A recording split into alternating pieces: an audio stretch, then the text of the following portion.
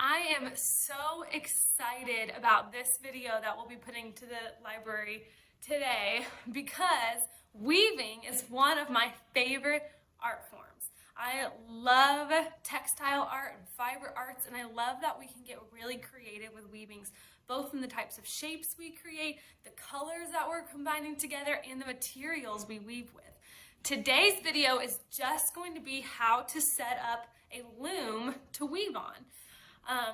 A lot of looms nowadays are wooden structures that are nice and sturdy. However, you can make a loom at home with something as simple as a cardboard box you cut up and create a loom out of. So today is going to create our loom, and then our next video will be about how to weave through our loom. So let's check it out. So I started by just going ahead and cutting the shape that I wanted. I am using a Nutri-Grain box that I just cut the side out of. It's a little thin. I normally like to work with thicker cardboard, but this was the box I had at the time. And I'm all about reusing kind of boxes and trash and things that I already have around the house, so I don't have to go purchase more materials. Now I get to save some trash and turn it into something I'm going to make art with. So I'm going to do mine up and down, but you also could do it like short and wide. You can think about the shape you're wanting to do. And obviously the larger your cardboard, the larger your weaving will be. So mine will be a little bit small. It's a cute little tiny weaving. The first thing we have to do is measure out where we're going to be putting our notches, and we need to go ahead and measure them because we want them to be equal from the top and what we're doing on the bottom. We want nice straight lines. So I would normally use a ruler, but I can't find mine right now, so I grabbed my husband's big tape measure. So here I go. I will set it along the top, my ruler, nice and straight, and I need to mark 1/2 inch tick marks. So here's their 0. A 1/2 inch would be right here. So I'm gonna make a little tick mark. Oops, you gotta hold it straight. So then along each 1/2 inch, so then 1 inch, halfway between the 1 and 2, 2, halfway, 3, halfway, 4, halfway, and 5. Perfect. See how that actually worked out so perfectly? There ended up being a 1/2 inch on each side. So then I got to do that over here. If you end up with having more on one side or the other, that's okay. You just need to make sure you're lining it up the right way on this side too. So they're all going to continue to line up perfectly.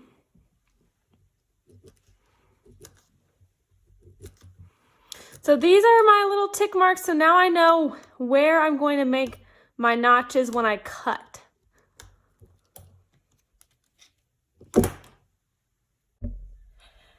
Okay, so now we gotta make this little notches, and that's what we're gonna be stringing our warp strands onto our loom. So I'm gonna use my scissors and I'm gonna cut on the lines about this much. So I guess that's about 1 inch. Yes, about 1 inch.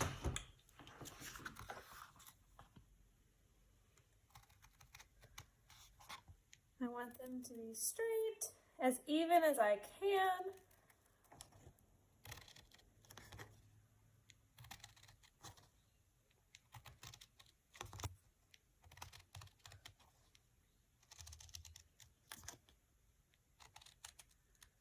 And then now I will turn it around and do the exact same thing.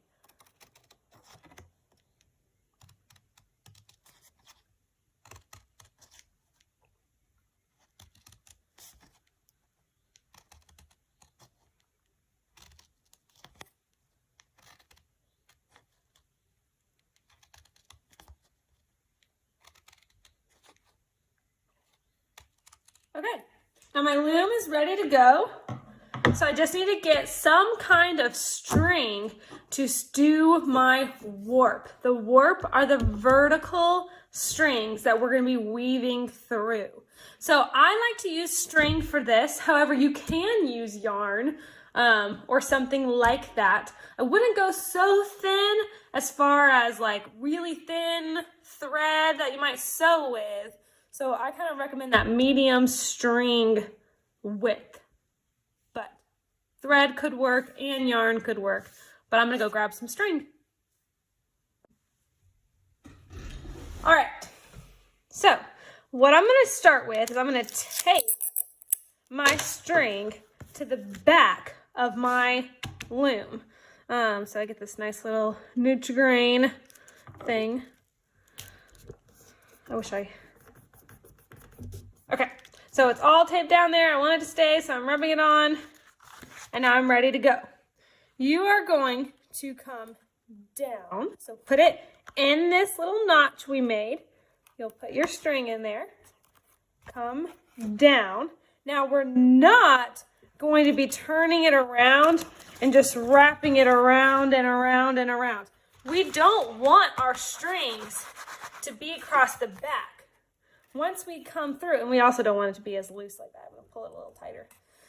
We're going to come just around this notch and stick it through so it's ready to come back up on the front. Okay, so then I put it in this next notch. Pull it tight. And again, I'm not going around. We don't want our strings on the back. I'm just going to peek back forward through this notch. So they're going around the notches, so all the strings are going to be staying in this front. So I go crop down the notch on the third and back around.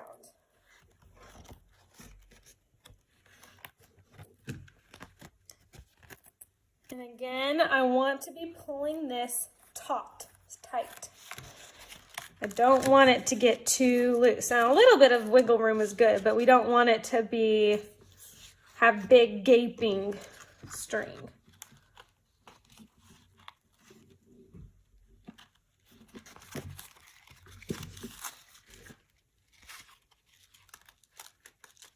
Get more string.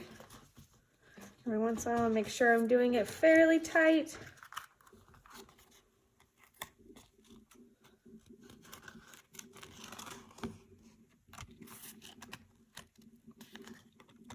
The reason why we don't want there to be string across our back is because once we take our weaving off of our loom, we don't want to see any of these warp strands. They're eventually going to be hidden by all the yarn and the different things we weave through it. So we don't want it to go all the way around. That would be way too much string.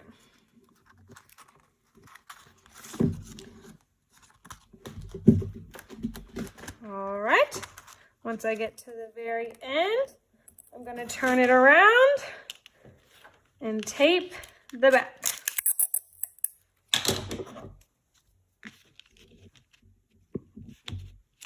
I'm going to double check, make sure it's good, and then tape down.